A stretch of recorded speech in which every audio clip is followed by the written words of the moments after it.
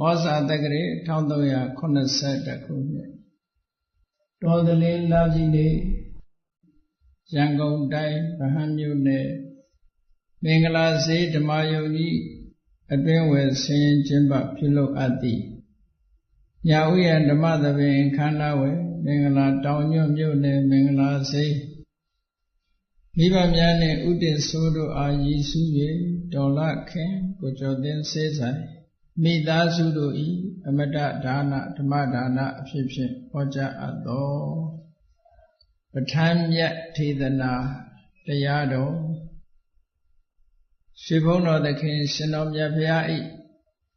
မဟာကရုဏာဂုဏ်ကိုအာယုပြုကာတိကျူဖတ်ဆိုအပ်သောဝန္ဒနာပနာမအာတိတဂါထာကိုယူဆိုပူဇော်ခြင်းဖြင့်ဒီကနေ့ညဓမ္မသဘင်ခန္ဓာကိုစတင်ကြရအောင်ယောကပဂောတိဟိပိယပမေယံကာလံကရွန်တောတိဒုက္ခရာနိခေရံကတောလောကဟိတယာနာထောနမောမဟာကရုဏိကတတတယောနာထောဝိနိယမြာစွာတတ္တဝါဤချမ်းသာစီးပွားလိုလားတောင်းတဂုံပေါင်းခါသဖြင့်နာထမြညာခြင်းရှင်တော်မြတ်ဖရာသည်ကပ္ပဂောတိဟိပိဂရေကဘာအရေအတွက်သင်္ချာတို့ဖြင့်တော်လဲအဘေမေယံရည်တဲ့တိုင်းတာဖော်ပြခြင်းငါမစွမ်းနိုင်ပါသောကာလံလေးအသင်္ချေသိမ့်နေကဘာရှိကြသောကာလပတ်လုံးလောကဣဒယတတလောကဤအကျိုးစီးပွားအလုံးငါအတိဒုက္ခရာနိဥ္စာအသက်ချေလက်အင်္ဂါမိတ္တကြီးမာသမိသာနှင့်တထာဇနီဆွန်ခြင်းကြီးဟုကျက်တိထဘွယ်ငါးသွဲအစုအလွန်ခဲရင်တော်မူတို့ကိုကရွန်တော်ဖျားဖြစ်ရန်ဤတန်ကြိုးကုတ်အထုတ်တော်မူရသည်ဖြစ်၍ခေရန်လက်ချေမျက်လုံးအသက်ဆုံးလည်းရဲ့နှလုံးစေဝံကိုရောဤပင်မခြင်းတို့ကတောဘဝတဏ္ဍံကျိန်ဖန်များစွာရောက်တော်မူခဲ့ရရှာလေပြီမဟာကရုဏီကတတတဝါများရင်ဝဲသားကဲ့သို့တနာချစ်ခင်မဟာကရုဏာရှင်ဖြစ်တော်မူသောတသနာထသဝိနည်းများစွာတတဝါဤချမ်းသာစီးပွားလိုလားတောင်းတဂုံပေါင်းခါသဖြင့်နာထမြညာထိုရှင်တော်မြတ်ဖရာအားနမောယုတိပြောင်းပြော့မှန်ကိုလျော်၍ကရောယုကျိုးရှိခိုးခြင်းသည်အထုဘဝတုစင်စစ်မသွေဖြစ်ပါစေတည်း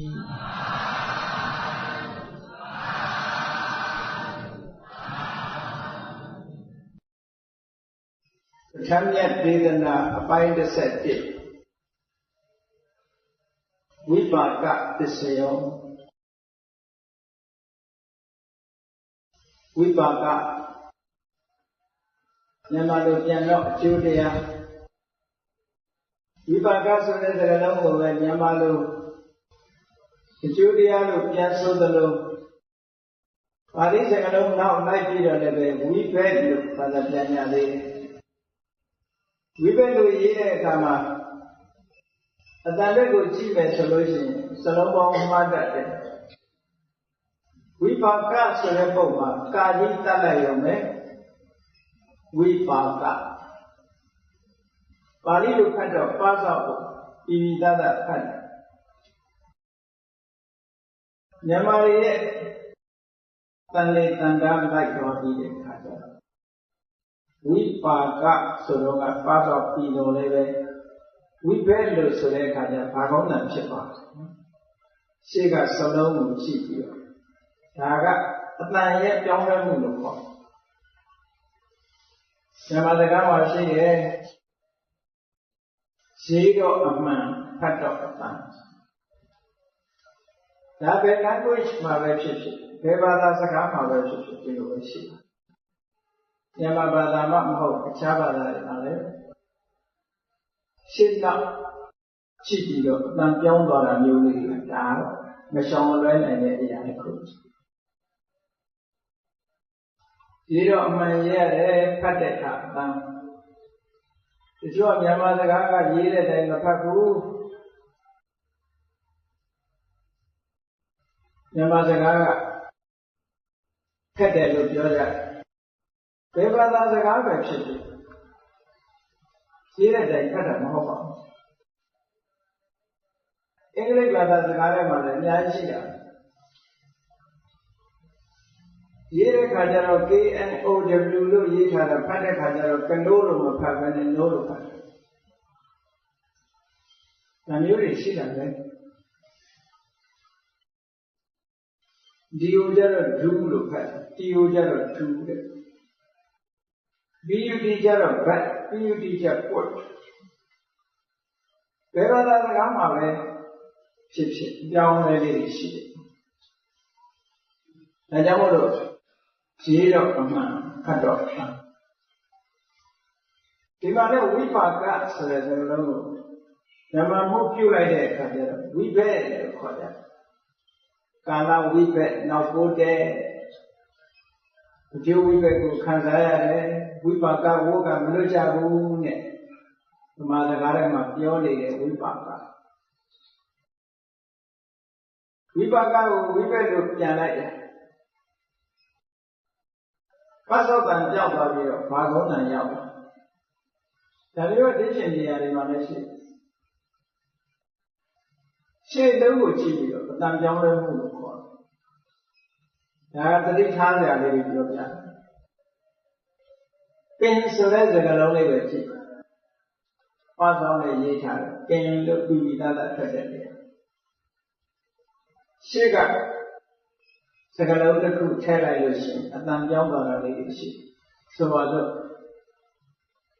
တစ်ပင်ရှေ့တစ်ဆိုရင်တစ်ပင်လို့ပဲခေါ်ဒါပေမဲ့ရှေ့ကနေပန်းထည့်လိုက်ရင်ပန်းပင်ဖြစ်သွားပန်းပင်လို့ဆိုရင်ဝဲတယ်လို့ပြောကြမှာဒီသားသားလေးလေးနဲ့ခေါ်ရင်ပန်းပင်လို့ပဲခေါ်ဒီလိုပြောင်းလဲမှုတွေရှိတယ်အဲ့ဒါလိုပဲဝိပါကဝိဘက်ဆိုတာကိုဘာကုန်းနဲ့ကတ္တနဲ့တွားပြီးတော့မရေးနဲ့ပေါ့ဝိပါကဆိုတဲ့စလုံးအတိုင်းဝိပါကဝိပဲလို့ရေးအတန်ထွက်တော့ဝိပဲဒါပြန်ဝိပါကဆိုတဲ့ပါဠိစကားလုံးရဲ့အဓိပ္ပာယ်ကဘာလဲမြန်မာလူမျိုးတွေနားလည်နေတာဝိပါကဆိုတာအကျိုးတရားမှန်ပါတယ်အကျိုးတရားစကားလုံးရဲ့အဓိပ္ပာယ်ပြည့်ပြည့်စုံစုံပြောမယ်ဆိုရင်ဝိပါကဝိဆိုတာလေးကအဓိပ္ပာယ်တစ်ခုပါကဆိုတာလေးကအဓိပ္ပာယ်တစ်ခုဝိဆိုတာဒီနေရာမှာမတူဘူးဆိုတဲ့အဓိပ္ပာယ်ရတယ်ထူးခြားတစ်ခုနဲ့တစ်ခုသဘာဝချင်းမတူတာလေဝိသဘာဝလေးကွဲပြားခြားနားနေတဲ့အကြောင်းတရားတွေသဘာဝချင်းကွဲပြားခြားနားတဲ့အကြောင်းတရားဆိုတာဘာကိုပြောတာလဲဆိုကုသိုလ်နဲ့အကုသိုလ်ကုသိုလ်ကံနဲ့အကုသိုလ်ကံသည်သဘာဝချင်းမတူဘူးကုသလအနဝိဇ္ဇဒုက္ခဝိပါကလည်းကုသလဆိုတာအပြစ်ကင်းတဲ့ကောင်းကျိုးချမ်းသာပေးတတ်တဲ့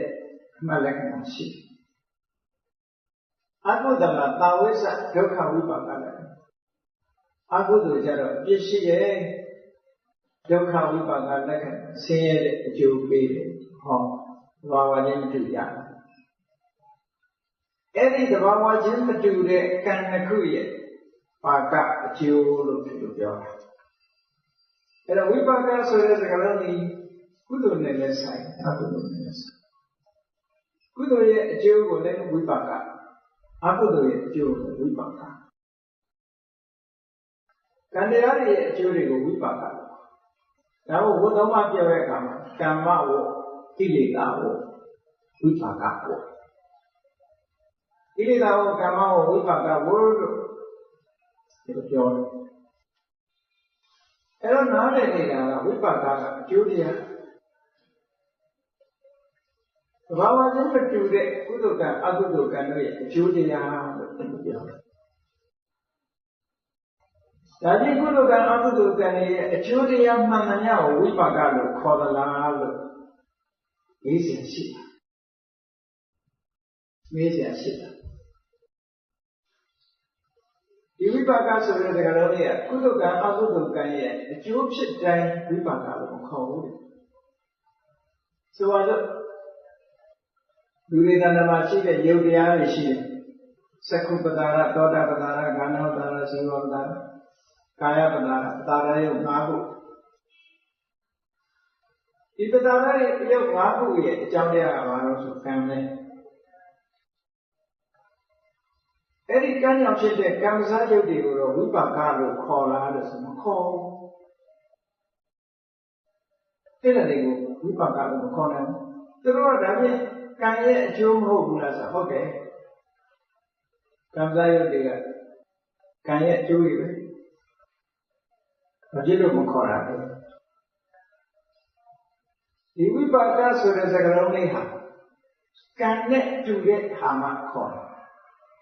ခုနကကံစားယုတ်တွေကြတော့ကံနဲ့တူလားဆိုမတူဘယ်လိုမတူတာလဲဆိုကံကအနန္တရာဟုတ်ကလားကံကအနန္တရာစေတနာကိုကံလို့ပြောတယ်စေတနာဆိုတာစေတသိက်အနန္တရာ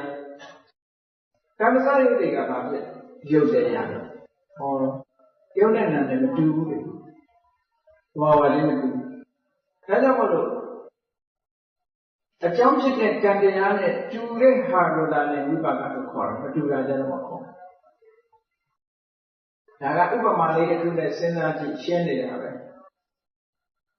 ဖလပါဠိလိုဖလမြန်မာလိုအသီးအဲ့ဒီအသီးထဲပါတဲ့အစိတ်ကလေးကိုစိုက်လိုက်တဲ့အခါကျဘယ်နှမျိုးထွက်လာတော့ကြည့်စိတ်ကလေးကပါထွက်အမြင့်ထွက်အမြောက်ထွက်ပစ္စည်းတွေထွက်အရွက်တွေထွက်တယ်အပွင့်တွေထွက်တယ်အသီးတွေထွက်တယ်အဲ့ဒီထဲမှာအမြင့်ဟာလည်းပဲဒီအစိတ်ကဖြစ်လာတာအညော့ဟာလည်းပဲအစိတ်ကဖြစ်လာပစ္စည်းလည်းအစိတ်ကဖြစ်အကိုင်းခက်တွေလည်းအစိတ်ကဖြစ်လာအရွက်တွေလည်းအစိတ်ကဖြစ်အပွင့်လည်းအစိတ်ကဖြစ်အသီးဟာလည်းအစိတ်ကဖြစ်။အစိတ်ကဖြစ်တာတွေအများကြီးကိုအကုန်လုံးဖလားလို့ခေါ်သလားလို့ဆိုမခေါ်ဘူး။အဲဒီအစိတ်နဲ့သဏ္ဍာန်တူတဲ့အစိတ်ပါတဲ့အသီးကိုသာလည်းဖလားလို့ခေါ်တာအပွင့်ကိုဖလားလို့မခေါ်ဘူး။လောကမှာအကျိုးရှိတဲ့ဒီစကားလုံးတစ်ခုပြောတာမဟုတ်နော်။စဉ်းစားကြည့်ရမှာကိုယ့်ရဲ့မျက်မြင်မှာပဲရှိလို့ရှိတယ်။အဲ့ဒါကြောင့်လို့အထက်ကရာဆရာတွေကဒီနေရာမှာသူကဝိပက္ခဘာဝမပါဏနာအရူပဓမ္မနာဝေဒံအဓိဝဆနံဒီလိုရေးတဲ့စာအုပ်ဝိပက္ခဘာဝဆိုတာရင်းချက်တဲ့အနေအထားတစ်ခုကိုအပါဏံရောက်လာတဲ့အရူပဓမ္မနာနန္တရားတက်တက်ရဲ့အဓိဝဆနံအမည်ပဲဝိပါကဆိုတာနန္တရားတက်တက်ကိုသာခေါ်လို့ရတယ်။ဘာဖြစ်လို့လဲအကြောင်းကံကအနန္တရားဖြစ်လို့သစ်ပင်ကဖလားဆိုတာလဲအတိတက်တက်ကိုခေါ်လို့ရတယ်။ကျန်တဲ့အမြစ်ကိုဖလားမခေါ်ဘူး။ပင်စီကိုဖလားမခေါ်ဘူး။အကိုင်းနဲ့ခက်တွေအရွက်တွေအပွင့်တွေကိုဖလားလို့မခေါ်ဘူး။အတိတမျိုးလည်းပဲဖလားလို့ခေါ်တယ်။ဘာဖြစ်လို့တူလို့အဲ့ဒီသဘောပဲဒီမှာလည်းနန်းချင်းတူတဲ့အကျိုးတရားကိုလည်းဝိပါကလို့ခေါ်တယ်။ဒါနဲ့မှတ်ထားမှာ။အဲ့တော့ဝိပါကဆိုတဲ့အကျိုးတရားဒီနန္တရားကိုလည်းညွှန်ပြောတယ်။ကံကြောင့်ဖြစ်တဲ့ယုတ်တရားတွေကိုပြောခြင်းကံစားယုတ်လို့ပဲပြောအောင်။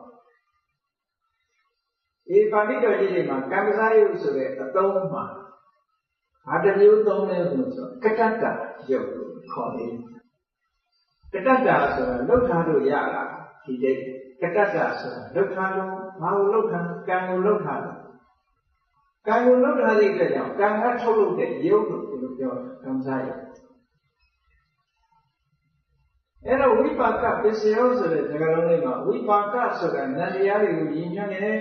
ကံတရားရဲ့အကျိုးဖြစ်တဲ့နန္တရားတွေကိုရည်ညွှန်းတယ်သဘာဝချင်းမတူတဲ့ဝိသဘာဝချင်းမတူတဲ့ကုသိုလ်ကံအကုသိုလ်ကံတို့ရဲ့ပါကအကျိုးဖြစ်တဲ့နန္တရားလို့ခေါ်လို့အဓိပ္ပာယ်မှာကဲဒါနဲ့အကျိုးဖြစ်တဲ့နန္တရားကိုဘာကြောင့်ပစ္စယောလို့ပဋ္ဌာန်းပစ္စည်းတွေထဲမှာဘာဖြစ်လို့ပစ္စယောလို့ပြောပြလဲအရင်တော့ရှင်းပြထားခဲ့တယ်နော်ပစ္စယဆိုတာပါဖြစ်စေဒီစေဤနဲ့ထွေခေါ်လေကျေစုပစ္စယဆိုတာဖြစ်စေတဲ့အကြောင်းဒီစေတဲ့အကြောင်းတရားဒီနှစ်ခုပြောအဲ့တော့အကျိုးတရားကလည်းပဲကြည့်သူကလည်းပစ္စယတစ်ခုပဲသူကလည်းပစ္စယတစ်ခုပဲပစ္စယောလို့ဆိုတဲ့အကြောင်းတွေနဲ့ဆိုင်တာမဟုတ်ဘူးဘုရားရဲ့တရားတော်မှာသေချာစဉ်းစားကြည့်အကြောင်းတတ္တဆိုတာရှိရတယ်အကျိုးတတ္တဆိုတာရှိရတယ်ရှိပါဘူးရှိဘူးအကြောင်းဖြစ်တဲ့အကျိုးဖြစ်တယ်ပြိဿဘုရားကြည့်လေအဝိဇ္ဇာကိုထောက်ရင်သင်္ခါရကအကျိုးဖြစ်နေပြီလားအေးဝိညာဉ်ကိုထောက်လို့ရှိရင်သင်္ခါရကအကြောင်းဖြစ်သွားတယ်အဝိဇ္ဇာပစ္စယသင်္ခါရဆိုရင်သင်္ခါရအကျိုးသင်္ခါရပစ္စယဝိညာဏဆိုရင်သင်္ခါရကအကြောင်းဖြစ်သွားတယ်ဝိညာဏပစ္စယနာမရူပံဒါကြတော့ဝိညာဉ်ကအကြောင်းဖြစ်သွားပြန်ဟော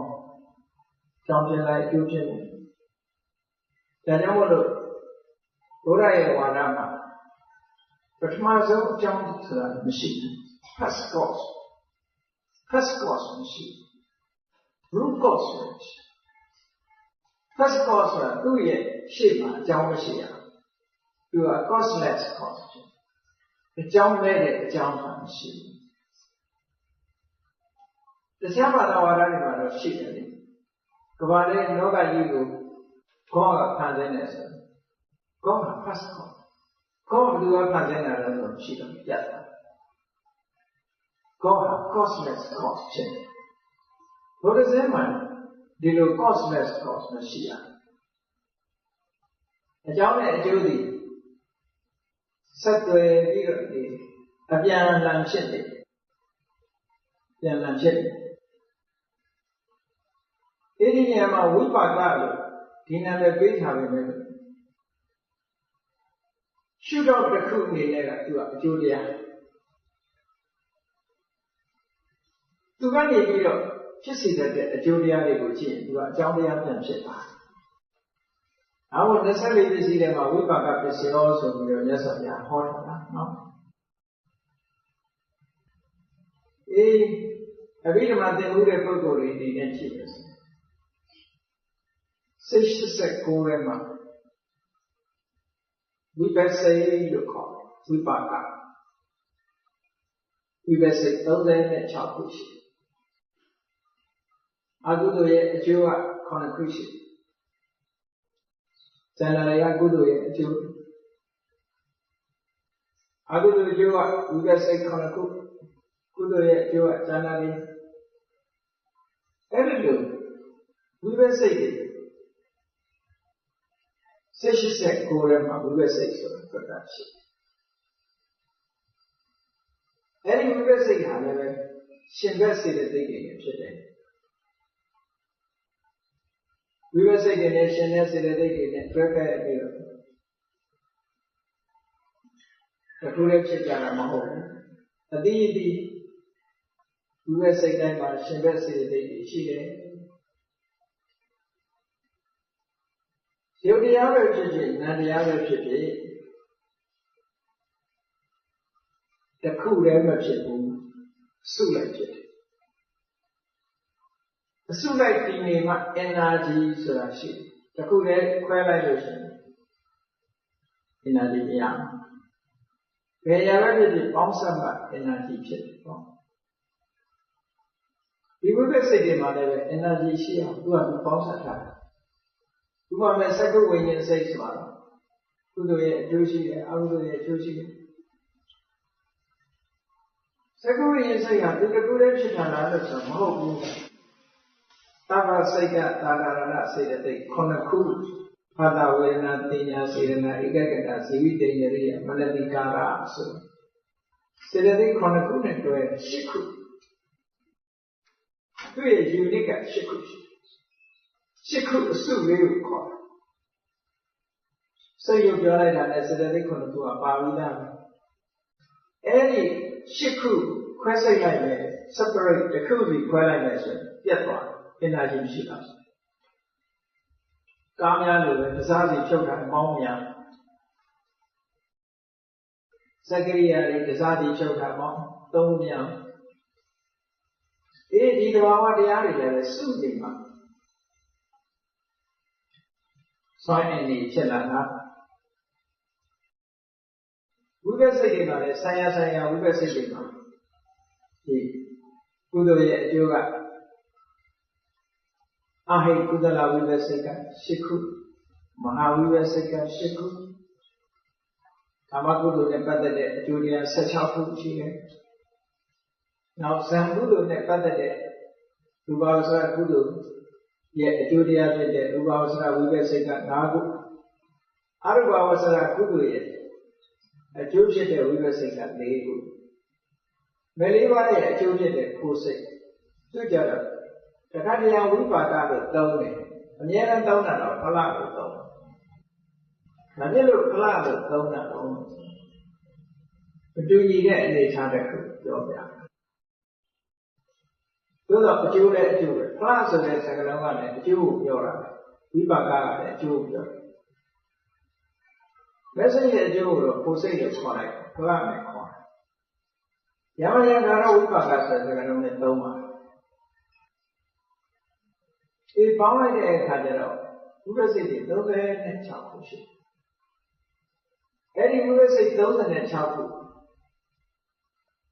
ရှင်ဘက်စေတသိက်တွေတွဲလာဆံရစေတသိက်တွေပေါင်းပြီးတော့ပြောတာရှိရတဲ့အကုန်ထုတ်ပြောတာဖြစ်တာအဲ့လိုဖြစ်တာမဟုတ်တစ်ခုစီတစ်ခုစီဖြစ်တယ်။စိတ်ဟာဘယ်တော့မှနှစ်ခုယူမဖြစ်ဘူးလို့မှတ်တာ။စိတ်နဲ့စေတသိက်ကတော့ unit ဖွဲ့စိတ်တစ်ခုလည်းဆံရစေတသိက်အနည်းဆုံး9ခုရှိတယ်။သို့တော့စိတ်တစ်ခုပေါင်းပြီးတော့ဖြစ်တယ်လို့ရှိတယ်။ဆိုပါတော့သက္ကဝိညာဉ်စိတ်နဲ့သောတာဝိညာဉ်စိတ်တွဲဖြစ်တယ်ရှိတယ်။အချိန်တစ်ခုစီခဏတစ်ခုစီပဲဖြစ်လို့ရတယ်။သူတို့နှစ်ခုကကြိုင်လို့ဖြစ်တယ်။ဒါကြောင့်မို့လို့ဇာတိကျမ်းဂန်လေးမှာဆိုတာတို့ဟာတစိတ်ချင်းနဲ့အသက်ရှင်နေတာနှစ်စိတ်နဲ့အသက်ရှင်တာမဟုတ်ဘူးစိတ်ဆိုတာ momentary ဖြစ်ပြီးပြအစဉ်ကလေးအခိုက်အတန့်လေးတွေခိုက်တန့်လေးတွေစိတ်တစ်ခုပြတ်သွားမှနောက်စိတ်တစ်ခုဆိုပေါ်လာနိုင်တာအစဉ်တန်းကြီးပဲစိတ်ဟာလူတွေဟာစိတ်တစ်ခုတည်းနဲ့အသက်ရှင်ဧကစိတ်ကပမာယုတာစိတ်တစ်ခုတည်းနဲ့အသက်ရှင်နေတာကာလပေါ်မှာမောင်းသွားတဲ့ကာယောဘိန်းကတာယာကနေပြီးတော့ကတ္တရာလမ်းကိုထိနေတာဘိန်းတစ်ခုလုံးထိတာလားသို့မဟုတ်ဘိန်းရဲ့စိတ်ပိုင်းလေးပဲထိတာဒီကြိုင်နဲ့မှစိတ်ပိုင်းလေးပဲထိတယ်နော်အစိတ်ပိုင်းလေးတစ်ခုပဲထိတယ်တာယာကြီးတစ်ခုလုံးကာလပေါ်မှာကြိုင်နဲ့ထိလို့မရဘူးမောင်းတယ်တို့တူရဲ့လူတွေဟာသက်ရှင်နေတယ်ဆိုတဲ့နေရာတစ်စိတ်နဲ့သက်ရှင်နေတာတစ်စိတ်စိတ်တစ်ခုပြီးစိတ်တစ်ခုပြီးလို့ပေါ်နေတယ်အဲ့ဒီပေါ်နေတဲ့စိတ်တွေဟာရှင်သက်စေတသိက်တွေနဲ့တွဲပြီးတော့အချင်းချင်းအပြန်အလှန်အကျိုးပြုနေရတယ်တဲ့ဒါကြောင့်မို့လို့ဝိပါကပစ္စယောဆိုတာကုသိုလ်အကုသိုလ်ကိုကြည့်မယ်ဆိုရင်အကျိုးတရားပဲအပြန်အလှန်အကျိုးပြုတာကိုကြည့်မယ်ဆိုရင်အပြန်အလှန်အကြောင်းတရားတွေဖြစ်နေကြတယ်တခုကအကြောင်းဖြစ်ရင်ကျန်တာတွေကအကျိုးပြုလို့ဆိုလို့စိတ်တစ်ခုအဲ့ဒါကိုပဋ္ဌာန်းပစ္စယနေရတာပါဠိတော်မှာဝိပါကပစ္စယောတိ vipaka sadharo khanda arupino inyamenya vipaka pisena piseo vipachite khanda leba khanaပြောရဝိပါကဆိုတာနာနဲ့ပဲသက်ဆိုင်တယ်ဆိုတော့ဝိပက်ဖြစ်တဲ့ခန္ဓာ၄ပါးဆိုတာဘာပြောတာလဲဝိညာဉ်နဲ့ခန္ဓာကဝိပက်စိတ်36ကိုပြောဝေဒနာကဝိပက်စိတ်မှာရှင်တဲ့ဝေဒနာပညာကဝိပက်စိတ်မှာရှင်တဲ့ပညာဉာဏ်နဲ့သင်္ခါရလို့ဆိုရဝိပက်စိတ်မှာရှင်နိုင်တဲ့စေတသိက်တွေဟောပေါင်းလိုက်တဲ့အခါကျတော့နာခန္ဓာ၄ပါးပဲဆိုတော့မိမိတို့တဏ္ဍာမှာစက္ကုဝိညာဉ်စိတ်ကလေးဖြစ်တယ်စက္ကုဝိညာဉ်ဆိုတဲ့ဝိပက်စိတ်ကလေးဖြစ်လာအဲ့ဒီစက္ကုဝိညာဉ်စိတ်နဲ့ရှင်တွဲပြီးတော့ဖြစ်လာတဲ့စေတသိက်ကဝေဒနာလေးကဝေဒနာခန္ဓာပညာစေတသိက်လေးကပညာခန္ဓာဉာဏ်နဲ့ဖတ်တာကို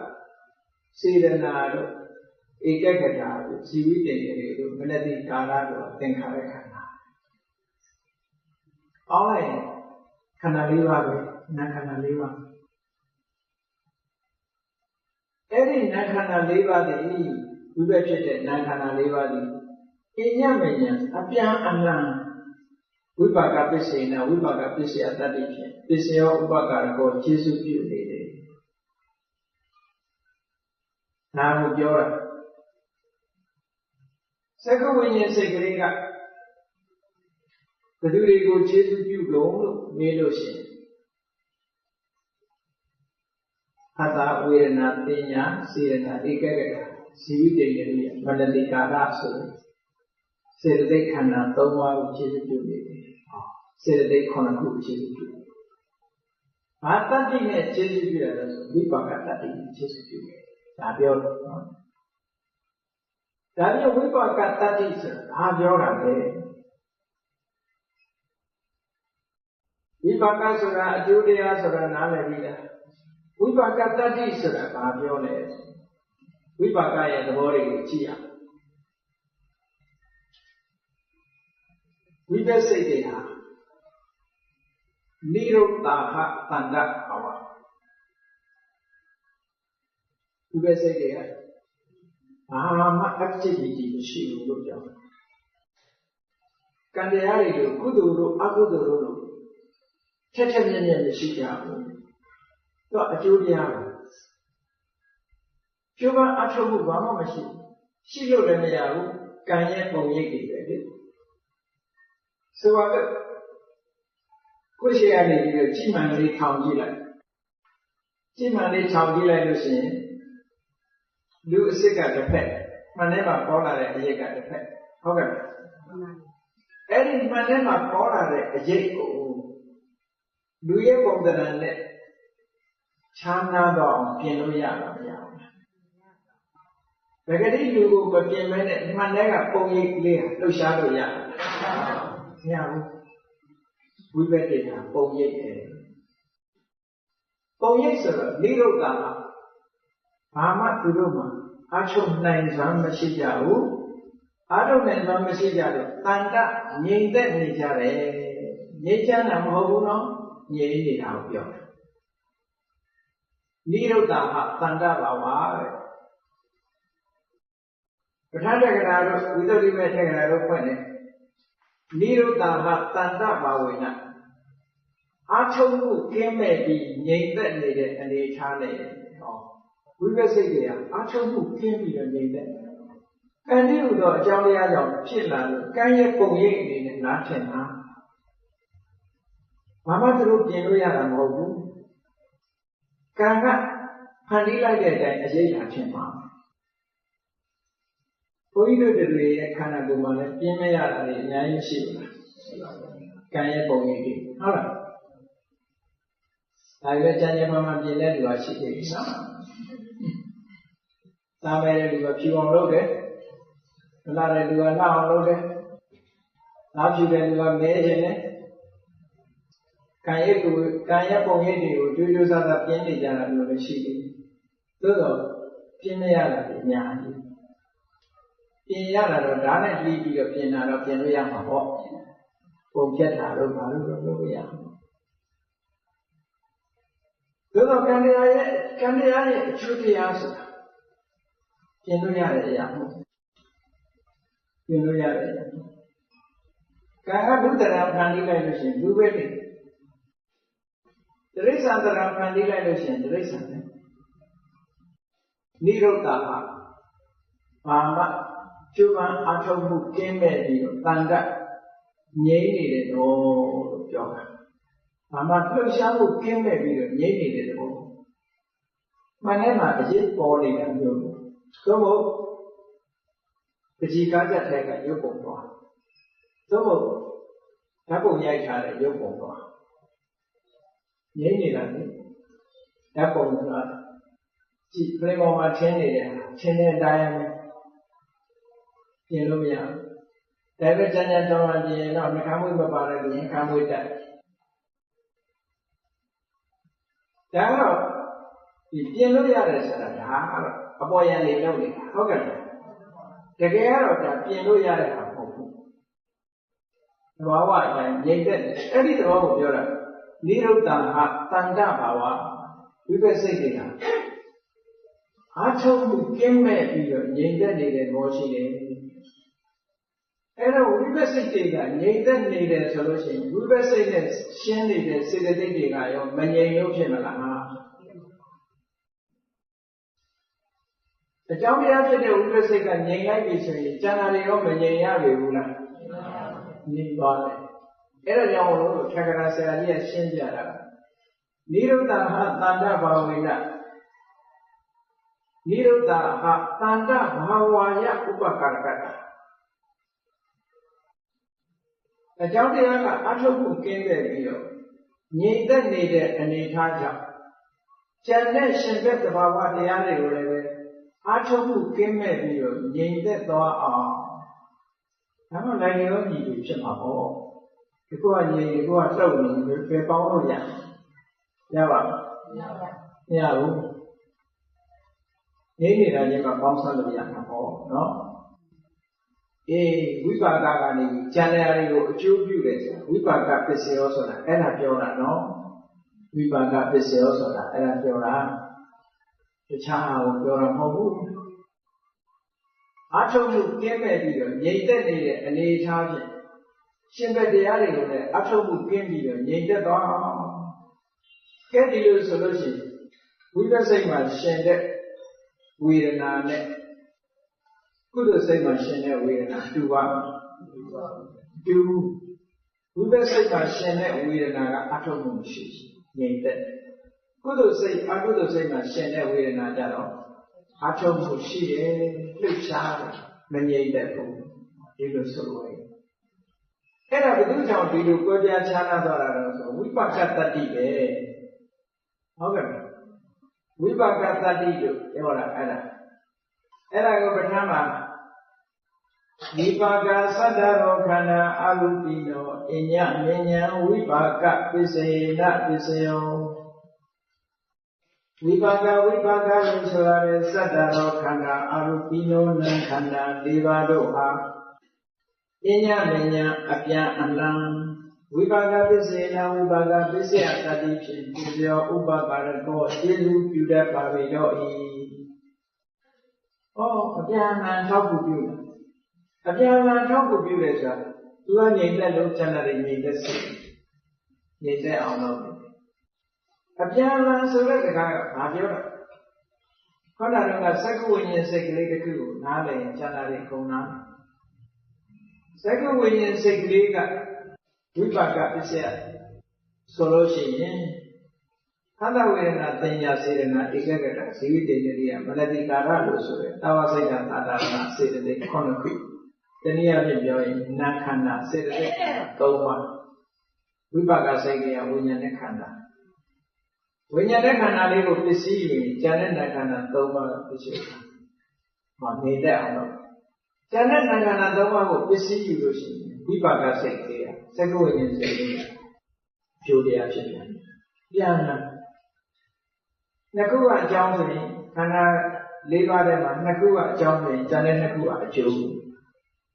ဒီလိုပြောတယ်အဲ့တော့သူကျေးဇူးပြုတယ်ဘာလို့ဆိုရင်ငြိမ့်သက်အောင်ကျေးဇူးပြုတာပဲ လှုပ်ရှားမှုကင်းပြီးတော့ငြိမ်သက်နေတယ်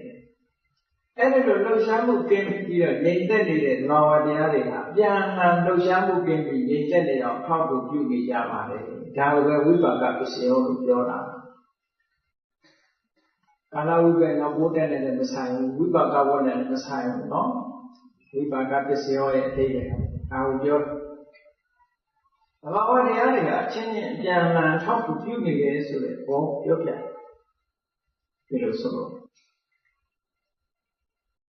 ဒါကပဋ္ဌာန်းပစ္စယနေရတာဒါတော့ပဲဟောတာဒါပေမဲ့ဝိပါကပစ္စည်းကဒီဝိပဿစိတ်တွေကဒါတော့တင်အပြန်အလှန်ထောက်ကူပြုယုံလားလို့ဆိုမဟုတ်ဘူးအကျိုးတစ်ခုထုတ်လို့ရှိသေးတယ်အဲ့ဒီထုတ်လို့တာကိုတော့ပစ္စယနေရတာမှာမဟုတ်ဘူးပညာဝါဒပဋ္ဌာန်းပါဠိတော်ကျတော့ဟောတာဝိပဿစိတ်ကြီးဖြစ်လာတဲ့အခါမှာဝိပဿစိတ်တိုင်းတော့မဟုတ်ဘူးခေါင်းပြောတဲ့သက္ကဝိညာဉ်စိတ်သောတာဝိညာဉ်စိတ်ကာဏဝိညာဉ်စိတ်ဇီဝဝိညာဉ်စိတ်ကာဝိညာဉ်စိတ်ဆိုတယ်တတိယမှာသင်တဲ့ပုဂ္ဂိုလ်ရဲ့ဝါရနဲ့ပြောမယ်ဆိုရင်ဒွေပိစဝိညာဉ်စိတ်ဒွေပိစဆိုတာငါးနယ်ကြီးပြောနှစ်ငါးလေး30ငါးနယ်ကြီးလည်း30ဝိပိစဆိုတာငါးနယ်ကြီးလို့ပြောနော်သက္ကဝိညာဉ်စိတ်က2ခုရှိတယ်သောတာဝိညာဉ်ကာဏဝိညာဉ်ဇီဝဝိညာဉ်ကာဝိညာဉ်2ခုရှိတယ်အလုံးပေါင်း30အဲ့ဒီစိတ်10ခုဖြစ်လို့ရှိရင်အဲ့ဒီစိတ်10ခုကစိတ်တစ္ဆာရုပ်ကိုမထုတ်လို့ဘူး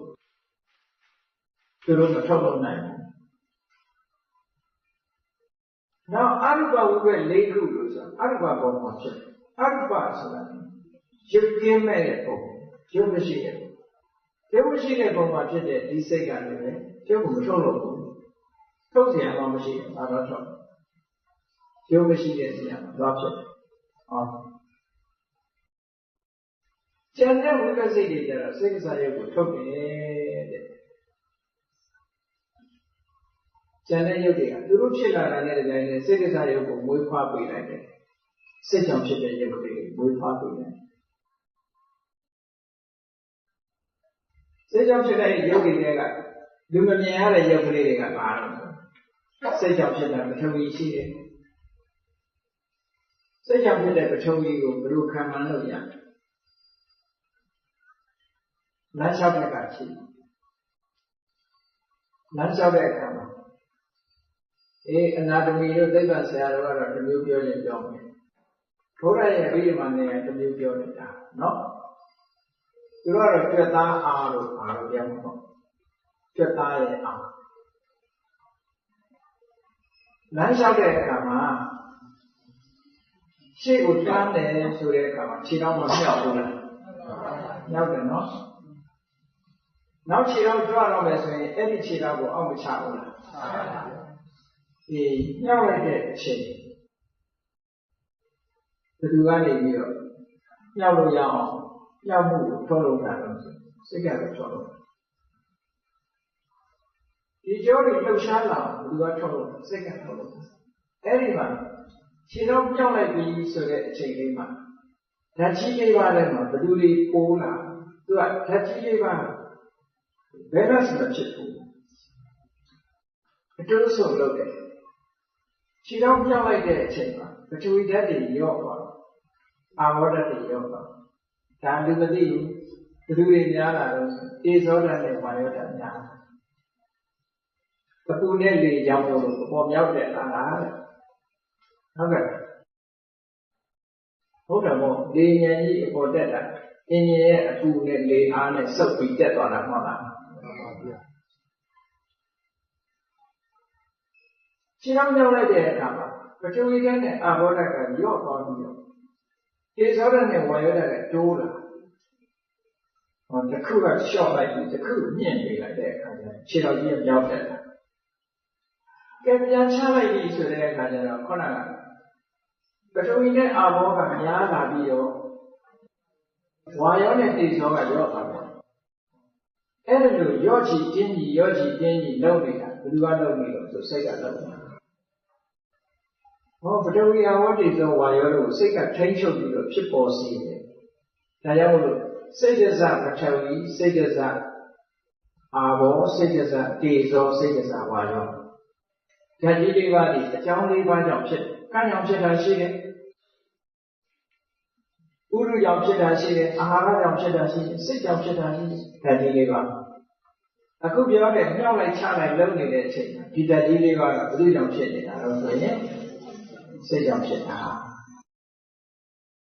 ဒီလိုဖြစ်ကြတာတစ်ခုပြောအောင်မြင်ရတဲ့ရုပ်တစ်ခုပြောအတန်ဒါမှပြောရင်တော့အဲ့ဒါအနာတမီဆရာတွေကပြောမယ်အတန်အိုးဆိုတာရှိဒါတော့အကြောင်းစာတစ်ခုလည်းမဟုတ်ဘူးအကြောင်းအများကြီးဖြစ်ရတယ်ဟုတ်ကဲ့စိတ်ဆိုတာအဓိကအကြောင်းစိတ်ကဘယ်လိုထုတ်ထုတ်အတန်ဟိုးမကောင်းရင်အတန်ထွက်ပါ့မယ်ထွက်ဘူးနော်အခုကြီးတော့ရှိရမှာပေါ့သို့တော့ပင်မအကြောင်းကိုပြောလို့ရှိရင်စိတ်အဲ့ဒီစိတ်ကဘာကြောင့်အတန်တစ်ခုဟာမြည်လာတယ်လေလို့စာနဲ့ပြောမယ်ခေါင်းကအတန်အိုးတွေနဲ့မပြောဘဲနဲ့စာနဲ့ပြောမယ်ဆိုလို့ရှိရင်လူတွေရဲ့တဏ္ဍာမှာကမ္မဇပထဝီဆိုတာရှိတယ်။ကံကြောင့်ဖြစ်တဲ့ပထဝီကအတန်ဖြစ်တဲ့နေရာမှာကမ္မဇပထဝီရှိတယ်။အဲဒီကမ္မဇပထဝီကဘာနဲ့အလားတန်တူတော့ဆိုလို့ရှိရင်စီနဲ့အလားတန်တူတယ်။ဘယ်လိုပြောရင်စီနဲ့အလားတန်တူတယ်။အဲဒီမှာစိတ်တဇပထဝီစိတ်ကြောင့်ဖြစ်လာတဲ့ပထဝီကဘာနဲ့တူလို့စီတီးတဲ့ဒုံနဲ့အလားတန်တူတယ်။စိတ်တဇပထဝီကနေပြီးတော့အမာချင်းပေါ့စိတ်တဇပထဝီကလည်းမာတယ်ကမ္မဇပထဝီကလည်းအမာအဲ့ဒီမာတဲ့ဟာနှစ်ခုတိုက်လိုက်တဲ့အတွက်ကြောင့်အတန်ဖြစ်လာတာကမ္မဇပထဝီစိတ်တဇပထဝီဒီနှစ်ခုပေါင်းစားလိုက်တော့အတန်ထွက်လာတာအဲ့တော့ပထဝီဆိုတာကအတန်ဟိုးနေရပေါ့ကမ္မဇပထဝီဆိုတာကံနဲ့တာလိပိထားတာတစ်ခုပဲအဲ့ဒါကိုစကားပြောလို့တဲ့စိတ်နဲ့အာယုရောတွေဘာတွေအကုန်လုံးမှလှုပ်ရှားလာပြီးတော့ထိခတ်လိုက်လို့အတန်ဆိုတာထွက်လာတာဟောတတ္တယုတ်လေးဟာစိတ်ကြောင့်ဖြစ်တာရှိတယ်ဒီကကပြောတာအတန်လေးဟာစိတ်ကြောင့်ပေါ်လာတာအတန်ဖြစ်ပုံနဲ့ပတ်သက်ပြီးတော့ကျမ်းဂန်တွေမှာဒီလိုရှင်းပြကမ္မဇပထဝီနဲ့စေတဇပထဝီဒီနှစ်ခုရဲ့တိုက်ခတ်မှုကြောင့်အတန်ဆိုတာဖြစ်လာဒီနေရာမှာကမ္မဇပထဝီကညံ့နေတယ်ဆိုလို့ရှိရင်လည်းအတန်ကမြည်မြည်မထွက်နိုင်စိတ်တဇပထဝီကညံ့နေလို့ရှိရင်လည်းအတန်မြည်မြည်မထွက်ဘူးဆိုတော့လူတယောက်ဟာကြောက်ကြောက်လန့်လန့်ဖြစ်နေအတန်တစ်မျိုးမထွက်ဘူးလားထွက်တယ်သူစိတ်အနေထားဟောအတန်မျိုးဆိုတော့ငိုတဲ့ခါအတန်တစ်မျိုးကြီးတဲ့ခါအတန်တစ်မျိုးစိတ်အခြေအနေကနေအတန်ကိုထိန်းသွားမျိုးစုံထွက်တယ်သိကြောက်ရင်အတန်တော်မထွက်တော့ကြောက်တော့အာကြီးအတန်မထွက်အိမ်မက်တော်ကကူကလည်းကြောက်စရာတွေ့တဲ့ခါကျအော်တာအတန်မထွက်ဘူးနော်အဲ့တော့ကမ္မဇယုစိတ်တဇယုကံကြောင့်ဖြစ်တဲ့ဟာနဲ့စိတ်ကြောင့်ဖြစ်တဲ့ပထဝီဓာတ်နှစ်ခုစိတ်ကနေဖန်တီးပေးနေတယ်ဒီလိုပြောတာဒီတဲ့ကြောင့်မလို့ဝိပဿစိတ်တွေဟာလည်းပဲဆိုင်ရာရုပ်လေးတွေကိုထုတ်သွားတယ်သူတို့ဖြစ်တဲ့အခါမှာဆိုင်ရာရုပ်တရားတွေမထုတ်နိုင်တဲ့ဝိပဿရုပ်ကဝိပဿစိတ်က14ခုပဲရှိတယ်ကျန်တဲ့စိတ်တွေဟာအားလုံးကရုပ်ကိုထုတ်တာလေးရုပ်ကိုဖြစ်စေနိုင်တာလေးကြည့်ပဲစိတ်ကစားရုပ်ကိုဖြစ်စေနိုင်တာလေးကြည့်အဲ့တော့ဒီဝိပဿစိတ်ကဖြစ်စေတဲ့စိတ်ကစားရုပ်ဟာလည်းဝိပါကတတ္တိလို့ပြောတာဝိပဿစိတ်ကထုတ်လိုက်တဲ့စိတ်ကစားရုပ်ဒီအကုသိုလ်စိတ်ကထုတ်တဲ့စိတ်ကစားရုပ်တော့ပြင်းထန်မှာမဟုတ်ဘူးဒါတော့ရှိတယ်နော်ကုသိုလ်စိတ်ကထုတ်တဲ့စိတ်ကစားရုပ်ကိုပြင်းထန်လှုပ်ရှားမှာတော့မဟုတ်ဘူးငြိမ်ငြိမ်သက်သက်ကလေးပဲဖြစ်နေတယ်။ဘာဖြစ်လို့ဝိပဿစိတ်ကိုကနိရောဓဟာတန်တာပါ။အထုံးမှုကင်းမဲ့နေတဲ့ငြိမ်သက်တဲ့သဘောအထုံးမှုကင်းမဲ့ပြီးတော့ငြိမ်သက်နေတဲ့သဘောရှိတဲ့တရားကသူကထုတ်လို့တဲ့အကျိုးတရားတွေအထုံးမှုကင်းမဲ့ပြီးတော့ငြိမ်သက်တဲ့အနေအထားမျိုးပဲထုတ်မှာပေါ့ဒါပြော။ဒီ ဝိပါကပစ္စယောဆိုတာဒါကိုရည်စူးပြီးတော့ပြောတာပါပရိသေရိအချိန်မှလည်းပဲကမ္မစယုတ်တွေနဲ့ရှင်တွဲပြီးတော့ဖြစ်တာရှိသေးတယ်ပရိသေရိအခိုက်မှာဆိုလို့ရှိရင်ပရိသေရိစိတ်ကြီးဝိပဿစိတ်ပဲအဲဒီဝိပဿစိတ်တွေနဲ့ရှင်တွဲပြီးတော့လာတဲ့ကမ္မစယုတ်တွေရှိတယ်အဲဒီကမ္မစယုတ်တွေနဲ့လည်းပဲအပြန်အလှန်အကျိုးပြုနေကြတယ်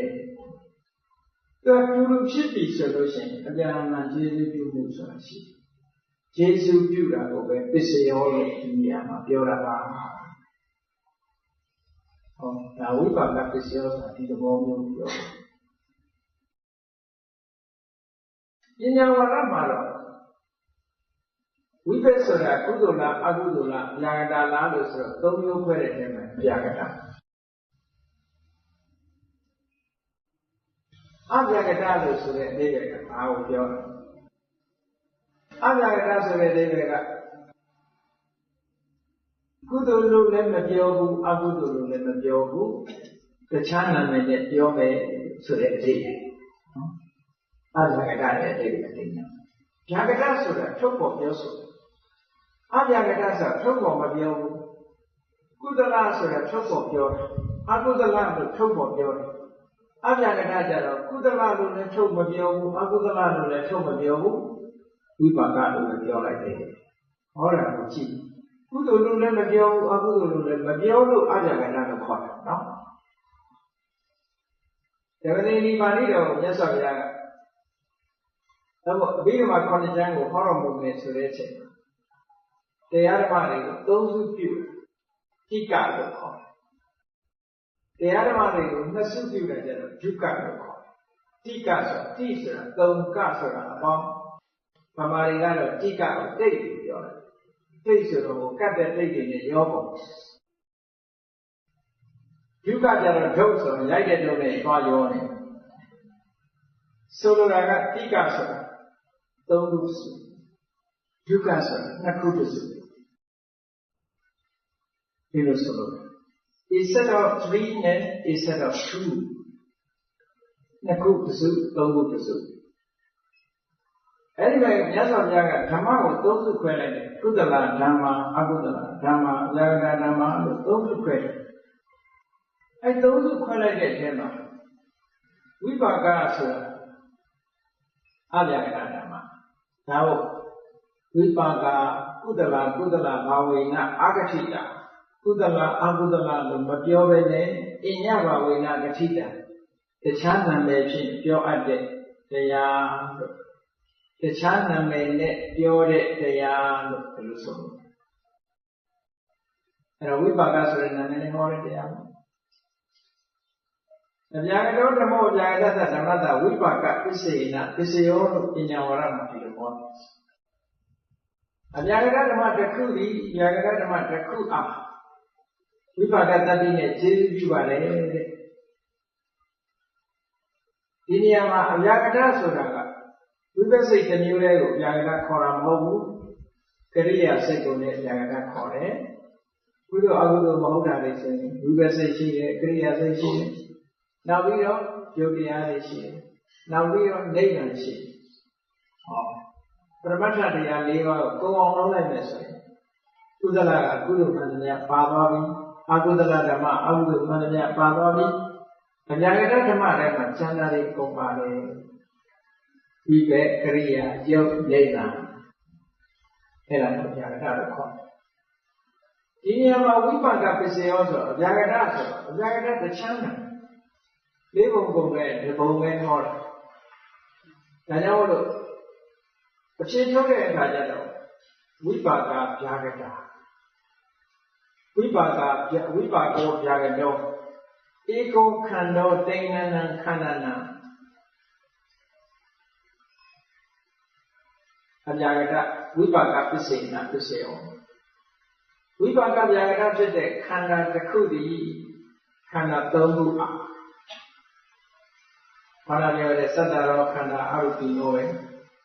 နာခန္ဓာ၄ခုတည်းကတစ်ခုကပစ္စည်းတရားဆိုရင်တစ်ခုကအကြောင်းတရားကျန်တဲ့တွေကိုကျန်တဲ့၃ခုဖြစ်တယ်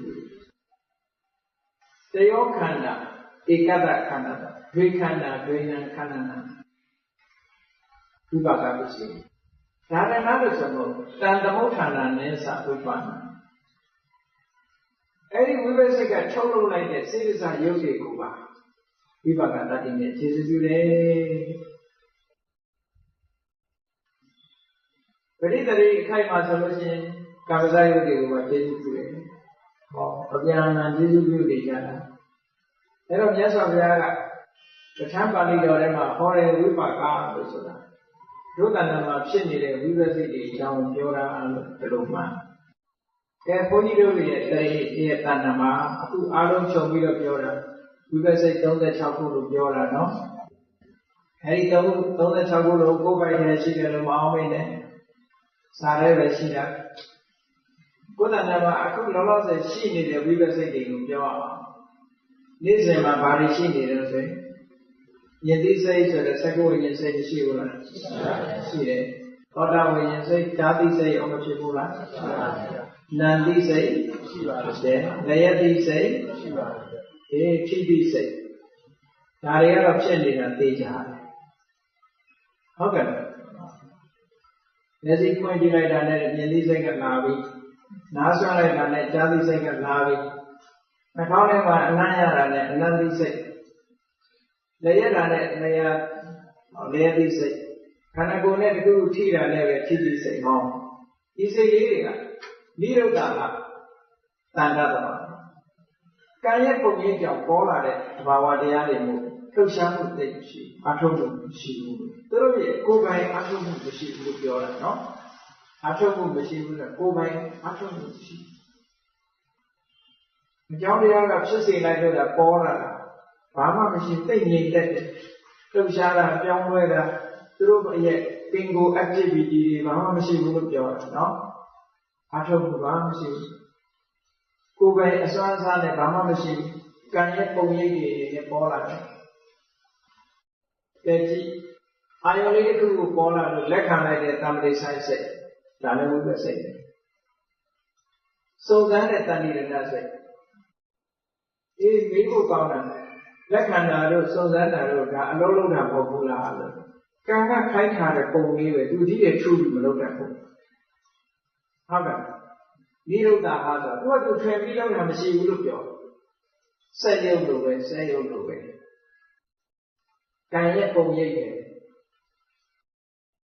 စက်ရုပ်ဟာသူ့ဘာသူထွယ်ပြီးတော့မလုပ်နိုင်ဘူးခိုင်းထားတဲ့အတိုင်းဆင်ထားတဲ့အတိုင်းတော့ဖြစ်တယ်ဟုတ်ကဲ့ဝိပဿနာစိတ်တွေကလည်းဒီတိုင်းပဲအကြောင်းတရားထုတ်လုပ်ထားတဲ့အတိုင်းပဲဖြစ်တယ်ဒီဘုန်းကြီးတို့တွေရဲ့တဏ္ဍာမှာဝိပဿနာဝိညာဉ်30ဆိုတဲ့မျက်စိနာနာတရားကိုလည်းပတ်သက်တဲ့စိတ်10မျိုးဖြစ်တယ်အဲ့ဒါဝိပါကပစ္စယောပဲနော်ဝိပါကပစ္စယောတွေမှာနေ့စဉ်ကြုံတွေ့နေတဲ့ဟာပြန်လာထောက်ကူပြုနေကြတယ်သံပရိဆိုင်စိတ်2ခုဖြစ်တယ်တန်တိရဏစိတ်3ခုဖြစ်တယ်ဒါတွေကဘုန်းကြီးတို့တွေမှာနေ့စဉ်ဖြစ်နေတဲ့တရားတွေရှိတယ်အဲ့ဒါတွေဟာဆရာစိတ်ဖြစ်ခိုင်းပါဆိုရင်ဝိပါကပစ္စယောနဲ့ပဲနေသွားကြတယ်ပေါ့ကိုယ်တဏ္ဍာနောက်တစ်ခုမဟာဝိပဿနာစိတ်အိပ်ပြောင်းနေတဲ့အချိန်မှာကိုယ်ပရိသေရိနေခဲ့တာကမဟာဝိပဿနာစိတ်ပထမမဟာဝိပဿနာစိတ်နဲ့ပရိသေရိနေခဲ့လို့ရှိရင်အိပ်နေတဲ့အချိန်မှာပထမမဟာဝိပဿနာစိတ်နဲ့ပဲအိပ်တယ်ပေါ့ဘဝင်စိတ်လို့ခေါ်တယ်မဟာဝိပဿနာစိတ်၈ခုလုံးတောင်ရှိတာ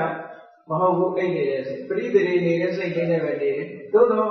ဘုဒ္ဓိခါမှာဖြစ်လာလို့ရှိရင်မဟာဝိပဿနာစိတ်၈ခုလုံးပဲဖြစ်တယ်ပေါ့အဲ့တော့ဘုန်းကြီးတို့တွေရဲ့တဏ္ဍာမှာဖြစ်နိုင်ခွင့်ရှိတာဘာတွေတော့ဆိုလို့ရှိရင်အကုသလဝိပဿနာ9ခုဖြစ်နိုင်ခွင့်ရှိတယ်အဟိကုသလဝိပဿနာ10ခုဖြစ်နိုင်ခွင့်ရှိတယ်မဟာဝိပဿနာ10ခုဖြစ်နိုင်ခွင့်ရှိတယ်အားလုံးပေါင်းလိုက်တော့23ဘုန်းကြီးတို့ရဲ့တဏ္ဍာမှာနေ့စဉ်ဘဝမှာဝိပါကပစ္စယောဆိုတာဒီ23ကိုပြောနေတာနော်အေးဇာရပြီဆိုလို့ရှိရင်တော့ခုနကပြောတဲ့ဗြဟ္မာဖြစ်နေတဲ့အခိုက်ဆိုလို့ရှိရင်တော့ရူပဝဆရာဝိပဿနာဖြစ်အောင်မယ်ရူပဇာရပြီရူပဓမ္မဖြစ်နေ အရူပကုံရောက်လို့အရူပပြမဖြစ်နေလို့ရှိရင်အရူပဝိစိတ်တွေဖြစ်တယ်အဲ့ကြမှာဖြစ်မှာလူသားတွေအနေနဲ့မဖြစ်ဘူးတော့အဲ့ဒီစိတ်တွေလူသားတွေအနေနဲ့မဖြစ်ဘူးစိတ်89ဝိစိတ်36လို့ပြောပြီးပဲကိုယ်တဏ္ဍာမှာရှိတာခေါင်းပြောတဲ့23ပဲလူသားတွေအနေနဲ့နေ့စဉ်နဲ့ညာဝိပါကပစ္စယောဆိုတာအဲ့ဒီ23ခုနဲ့စေတသိက်တွေပြန်လာဖြစ်နေကြတာကိုပြောတာထောက်ကူဖြစ်နေတာပြောတာသမဏကျင့်စဉ်ဝိပဿနာကျင့်စဉ်ကိုကျင့်ဝိပဿနာကျင့်စဉ်ကိုအောင်မြင်မြင်ကျင့်လို့ message ဖြစ်ပြီးတော့မှဖို့စိတ်ဆိုတာပေါ်တာဆိုလို့ရှိရင်သောတာပန်ဖြစ်ရင်သောတာပတိဖို့သဂရဂံဖြစ်ရင်သဂရဂံမိဖို့စိတ်နာဂံဖြစ်လို့ရှိရင်နာဂံမိဖို့စိတ်ဉာဏ်နာဖြစ်မှရတ္တဖို့စိတ်ဆိုဖို့စိတ်တွေကဆိုင်ရာဆိုင်ရာပုဂ္ဂိုလ်ရဲ့တဏ္ဍာမှာဖြစ်လို့ဖို့စိတ်ဆိုတဲ့ဝိပါကစိတ်တွေလည်းဘုန်းကြီးတို့တဏ္ဍာမှာမဖြစ်ဘူးဖြစ်ရင်လည်းသောတာပန်ဖြစ်နေသောတာပတိဖို့ပဲဖြစ်တယ်ဉာဏ်နဲ့ဖို့မဖြစ်ဘူးသောတာပန်ဘဝကနေပြီးတော့တစ်ဆင့်သက်သွားလို့သဂရဂံမိသဂရဂံဖြစ်သွားပြီဆိုရင်သဂရဂံမိဖို့ပဲဖြစ်တယ်သောတာပတိဖို့မဖြစ်တော့ဘူးအဲ့ဒါဇန်နဲ့ဖို့နဲ့မတူတဲ့သဘောလေးကိုမှတ်ဇန်ဆိုတာပထမဇန်ရပြီးရင်ဒုတိယဇန်တက်ဒုတိယဇန်တက်တတိယဇန်တက်သုဒ္ဓဇန်တက်ပစ္စမဇန်တက်အောက်ကဇန်ကပြောက်မသွားဘူးပြန်ဝင်စားတယ်လေကားတက်လို့ပဲလေကတိဟာအပေါ်ဆုံးဖြစ်ရောက်တာအောက်ဖြစ်ပြီးပြောက်သွားတာဟုတ်ကဲ့တက်လိုက်ဆင်းလိုက်တက်လိုက်ဆင်းလိုက်ဟုတ်လားအောက်ဆင်းရင်လည်းဒီလေကတိပဲဒီကဟုတ်လားငါးပြည့်ရှိတယ်ဆိုရင်ဒီငါးပြည့်ပဲပြောက်မသွားကိုယ်စိတ်ကြတယ်အဲ့လိုမဟုတ်ဘူးသောတာပန်ဖြစ်သွားတဲ့ပုဂ္ဂိုလ်တယောက်ဟာသောတာပတိဖို့ပဲပိုင်ဆိုင်တယ်သဂရဂံဖြစ်သွားတဲ့တည်းနဲ့သောတာပတိဖို့စိတ်ကိုဥမှမရှိတော့သောတာပတိဖို့ဝင်စားလို့မရတော့ဘူးသဂရဂံဖြစ်ရင်သဂရဂံမိဖို့ပဲဝင်စားလို့ရတယ်ဒါဖြစ်လို့တော့ဆို quality ချင်းတအားกว่าသွားမတူဘူးဇန်နဲ့အလားတူမတူဘူးဒီဟာလောကပြောင်းလဲသွားပြီသောတာပတိမဲ့ရဲ့စွမ်းရည်တတိနဲ့သဂရဂံမဲ့ရဲ့စွမ်းရည်တတိတူရဲ့လားမတူဘူးသဂရဂံမဲ့နဲ့စွမ်းရည်တတိနဲ့နာဂာမိမဲ့ရဲ့စွမ်းရည်တတိမတူဘူးအနာဂါမိမဲ့ရဲ့စွမ်းရည်တတိနဲ့ရတ္တမဲ့ရဲ့စွမ်းရည်တတိမတူဘူးစွမ်းရည်တတိမတူသေးတဲ့အတွက်ကြောင့်သူတို့ကထုတ်လို့တဲ့အကျိုးတရားတွေလည်းမတူကြဘူးလို့ပြောတာတစ်ခုစီတစ်ခုစီထုတ်သွားတဲ့အတွက်ကြောင့်ရှင်းရှင်းဟာတွေကိုလက်ခံရယူသိမ့်ပိုက်ထားခြင်းမရှိဘူးတဲ့ဟောဒါကလောကုတ္တရာနဲ့ဇန်နဲ့မတူတဲ့သဘောတွေပေါ့ဇန်ဆိုတာတော့ဒုတိယဇန်ရရင်လည်းပထမဇန်ရှိတယ်ဝင်စားလို့ရတယ်လေကတိတို့ပဲမြတ်စွာဘုရားဖြစ်ပြီးတော့မှလည်းပထမဇန်ဝင်စားလို့ရတာပဲလောကီဇန်ဝင်စားလို့မရဘူးတချို့ကဘုရားဖြစ်သွားပြီဆိုလို့ရှိရင်လောကီစိတ်တွေဘုရားတဏ္ဍာမှာမဖြစ်ဘူးလို့ထင်နေကြဘာဟုတ်မလဲလောကုတ္တရာစိတ်ဖြစ်တယ်ဆိုတဲ့အချိန်လေးကသဘာဝဝင်စားမှာခဏသဘာဝဝင်စားမှာဖြစ်တာမြတ်စွာဘုရားဟာဆိုပါစို့တရားဟောနေတဲ့အချိန်လူတွေနဲ့စကားပြောနေတဲ့အချိန်ဉာဏ်တွေကိုဆုံးမနေတဲ့အချိန်ဒါဆိုရင်နိဗ္ဗာန်ကိုအာရုံပြုတာမဟုတ်ဘူးအဲ့ဒီချိန်မှာဘာစိတ်တွေဖြစ်တမန်လူတွေလိုပဲဖြစ်ဘာထူးလို့ဘုရားမှာအကုသိုလ်စိတ်ရှိဘာထူးကုသိုလ်စိတ်မရှိဘာရှိလဲကရိယာစိတ်ဖြစ်တယ်ကရိယာစိတ်ဆိုတာကုသိုလ်အကုသိုလ်ကိုအကျိုးထုတ်လုပ်နေတာမဟုတ်ဘူးဘဝတစ်ခုမှာဆောင်ရွက်ရုံတတ်တဲ့ပဲလို့ပြောတယ်နော်အဲ့ဒီကရိယာပဲဖြစ်တယ်သို့တော့ဘာနဲ့လားတာတူလို့ဆိုကုသိုလ်နဲ့လားတာတူတယ်ပေါ့အကုသိုလ်ကတော့လုံးဝမရှိဘူးအဲ့တော့မြတ်စွာဘုရားတဏ္ဍာမှာလောကီစိတ်တွေဖြစ်တယ်အာလောကီစိတ်တွေဖြစ်တာလို့မြတ်စွာဘုရားမျက်စိခွင့်ကြည့်လိုက်လို့မြင်လိုက်ပြီဆိုရင်စက္ကဝိညာဉ်စိတ်မဖြစ်ဘူးဒီသက္ကရာဝိဇ္ဇာစိတ်တော့မဖြစ်ဘူးဖြစ်တယ်ဖြစ်မှပဲမြင်လို့ရမှာပေါ့နောက်ပြီးတော့သံဃိဆိုင်စိတ်ဖြစ်တယ်တဏှိရဏစိတ်ဖြစ်တယ်သက္ကဝိညာဉ်စိတ်ကိုသံဃိဆိုင်လို့တဏှိရဏလို့ဆိုတာပညာနဲ့ရှင်းရတာတချို့ကအလွန်ကြုံတွေးတယ်မြတ်စွာဘုရားတဏ္ဍာမှာဖြစ်တဲ့များစိတ်ဒီဉာဏ်နဲ့ရှင်းတယ်လို့ပြောသွားတယ်ဖြစ်နိုင်ပါ့မလားဖြစ်နိုင်ဘူးသက္ကဝိညာဉ်စိတ်မှာဘယ်ဉာဏ်ရှိမလဲဒါတွေက automatic သူ့အတူဒီ process ကြီးကပြင်လို့ရတာမဟုတ်ဘူးဟုတ်လားအာယုတိုက်ဆိုင်လို့သဘာဝအားဖြင့်ဖြစ်တာမြတ်စွာဘုရားက မျက်စိနဲ့မြင်လိုက်တဲ့အချိန်မှာပိဿဒရာဝိဇ္ဇာစိတ်ကတကားဖွင့်ပေးလိုက်တယ်မျက်စိစက္ကုဝိညာဉ်စိတ်ကမြင်တယ်သံသေဆိုင်ကအမြင်အာရုံကိုလက်ခံလိုက်တယ်တဏှိရဏကစုံစမ်းတယ်ဟောတော့ဆုံးဖြတ်တယ်ဇောဆိုတဲ့အခိုက်အတော့ရသော်ရအတိညာပါအဲ့ကျတော့အတိညာပါအဲ့ဒီနေရာမှာအဘိဓမ္မာကျမ်းကနေမှရေးထားတာရှိတယ်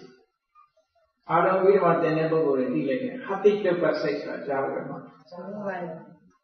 အတိတုပ္ပစိတ်ဆိုတာဘုရားနဲ့ယဟန္တာမှာဖြစ်တယ်တဲ့သို့တော့ဟတိတုပ္ပစိတ်မှာပညာရှင်လားလို့ဆိုရင်မရှင်ဘူး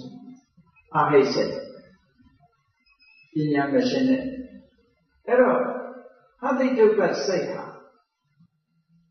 တရားကိုလည်းရေရှင်မှုကိုဖြစ်စေတဏှာတွေကိုဒီယဟန္တာတွေယတနာမှာလည်းရေရှင်မှုကိုဖြစ်စေတခါအာဝိနိကဂုဏ်တော်ထဲမှာကြည့်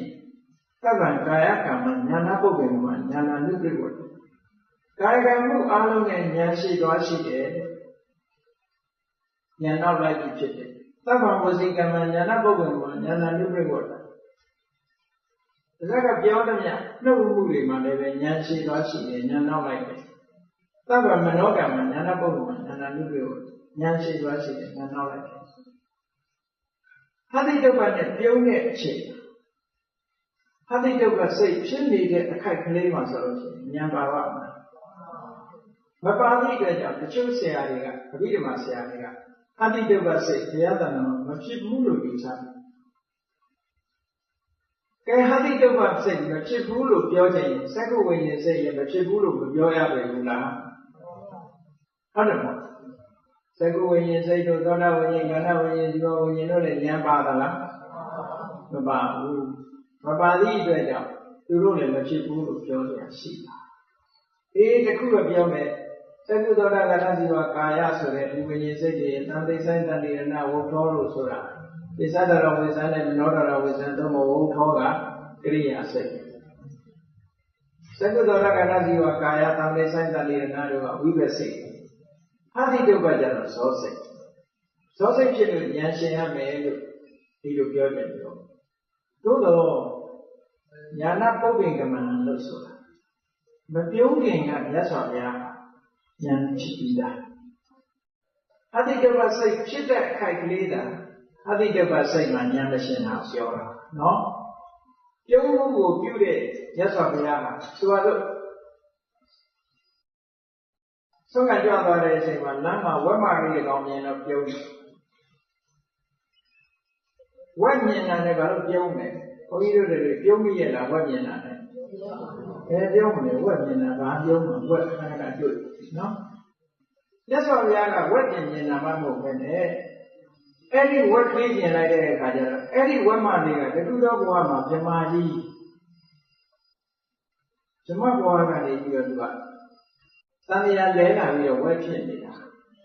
ဟောဘဝနှစ်ခုကခြားနားဖြစ်တာဒီဝက်မလေးကတစ်ချိန်လုံးကပြမပြေမှာပြမဘူးဒါကြောင့်မို့လို့ဗမာပြည်စကားပြောတဲ့ထဲမှာဆိုလေးတစ်ခုရှိတယ်လေပြမဖြစ်တော့တဝင်းဝင်ဝက်စခြင်းမှာတရှုပ်ရှုပ်ပြမကနေဝက်တန်းဖြစ်တာတော့မရှိဘူးပေါ့သို့တော်မြတ်စွာဘုရားပြုံးတာဟာဒီဝက်ကလေးကတစ်ချိန်လုံးကဒီဝက်မလေးကတစ်ချိန်လုံးကပြမကြီးပါလားဆိုတဲ့အမြင်လို့ပြုံးတာအဲ့ဒီမြင်တယ်ဆိုကြတဲ့ကဉာဏ်မဖြစ်ဘူးလားဝက်မမြင်လို့ပြုံးတဲ့အပြုံးဒီဟတိတုပ္ပနဲ့ပြုံးတာပဲဟုတ်ကဲ့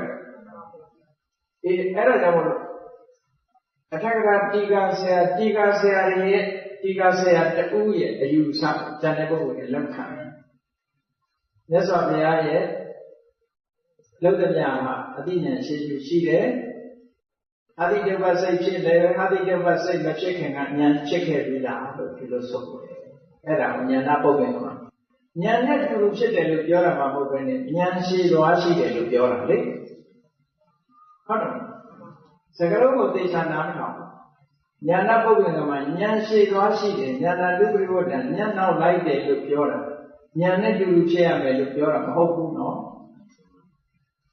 ဒါကြောင့်မို့လို့လောကမှာရှိတဲ့သဘာဝတရားတွေအထင်အမြင်တွေဖြစ်တတ်တယ်မြတ်စွာဘုရားသဏ္ဍာန်မှာလောကီစိတ်တွေမဖြစ်ဘူးလို့ဒီလိုအောင်းမိတတ်တယ်မြတ်စွာဘုရားကလောကီဇန်တွေကိုမဝင်စားဘူးလို့တချို့ကဒီလိုထင်တယ် မဟုတ်ဘူးမြတ်စွာဘုရားလောကီကံနဲ့ဝင်စားတာပဲဘာဖြစ်လို့လဲဆိုလောကီကံမပြောနဲ့လောကီစိတ်တွေတောင်ဖြစ်နေတာဟုတ်လားတာမန်ရင်တာမန်စိတ်တော့တရားသာနာမှာမဖြစ်တာအကုသိုလ်စိတ်မဖြစ်ဘူးကုသိုလ်စိတ်မဖြစ်ဘူးခရိယာစိတ်ဖြစ်တယ်ကျန်တဲ့ဝိပဿစိတ်တွေကတော့ပုံရိပ်တွေပဲလေဒါဘဝရဲ့ကံကြမ္မာရဲ့ပုံရိပ်တွေကတော့လာမှာပေါ့ကံကြမ္မာရဲ့ပုံရိပ်မဟုတ်လို့ရှိရင်ကုသိုလ်လည်းမဟုတ်အကုသိုလ်လည်းမဟုတ်ဟုတ်လားကံတရားရဲ့အကျိုးလည်းမဟုတ်တာကြတော့ကရိယာစိတ်ပေါ့အဲ့ဒီစိတ်တွေဖြစ်တယ်လို့ဒီလိုသဘာဝတရားတွေကိုရှင်းရှင်းလင်းလင်းမြတ်စွာဘုရားဟောကြားတဲ့အဘိဓမ္မာတရားတွေအခြေခံပြီးတော့ခုလိုပဋ္ဌာန်းနဲ့ပတ်သက်လာတဲ့ဝိပါကပစ္စယောကိုဒီကနေ့အသေးစိတ်နားလည်ပြီးလို့ဒီလိုထင်ပါတယ်။အဲဒါကြောင့်ဝိပါကပစ္စယောဆိုတာနိရောဓဟတန္တဘာဝေနနိရောဓဟတန္တဘာဝယဥပကကတအာထုပ်မှုကင်းမဲ့ပြီးတော့ငြိမ့်သက်တဲ့အနေထားနဲ့မိမိနဲ့တွဲဖက်ပြီးတော့ဖြစ်လာတဲ့သဘာဝတရားတွေအာထုပ်မှုကင်းမဲ့ပြီးတော့ငြိမ့်သက်သွားတဲ့အနေထားဖြစ်အောင်ကျေးဇူးပြုတတ်တဲ့ဝိပါကပစ္စည်းခေါ်တယ်လို့ဆိုတာဘောပေါက်ပြီးတော့မိမိတို့ရဲ့တဏ္ဍာမှာဖြစ်နေတဲ့ဝိပါကသဘောတရားတွေဟာအပြန်အလှန်ယခုကဲ့သို့ထောက်ကူပြုပြီးတော့ဆရာအကြောင်းနဲ့ဆုံတိုင်းမိမိတို့တဏ္ဍာမှာဖြစ်နေတယ်လို့သဘာဝတရားတွေရဲ့ဖြစ်မှုတွေကိုဆင်ញင်စဉ်းစားပြီးထိုသဘာဝတရားတွေပေါ်မှာအသိဉာဏ်တွေရောက်လို့နောက်ဆုံးမှာထိုသဘာဝတရားတွေရဲ့ဖြစ်မှန်တယ်ပြည့်လက္ခဏာတွေအားလုံးကိုသိမြင်တဲ့ဉာဏ်ရလို့ကိုယ်စီကိုယ်ငါနိဗ္ဗာန်ချမ်းသာကိုမျက်မှောက်ပြုနိုင်ကြပါစေကုန်သတည်း